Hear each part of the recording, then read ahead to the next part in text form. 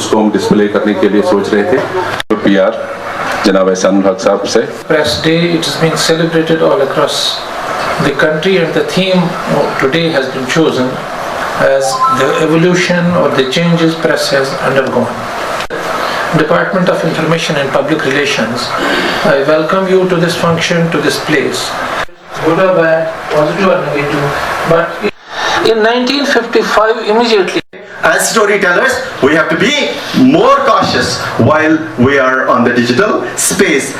Discuss करते करते कोई जजमेंट्स दे देते हैं। लैंग्वेज जो है वो इंसान की identity 2013 the study have shown which I have been a part of that, it has So बहुत बहुत शुक्रिया अदा करता हूं जिन्होंने आपने हमें एक नई इंसाइट दी और चेंजिंग ट्रेंड्स क्या है, साथ साथ हमारा इस चीज़ के जो अपनी एक डे है ये मैसेज जाए कि हमारे चैलेंजेस के साथ साथ रिस्पॉन्सिबिलिटी क्या है। Thank you very much.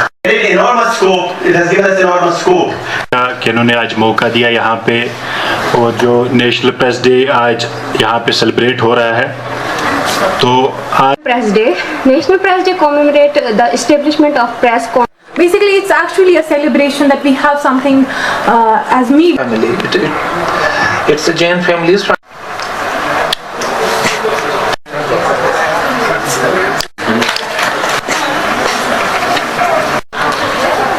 PR के साथ उस पर हम जरूर सोचेंगे और काम करेंगे पॉजिटिवली।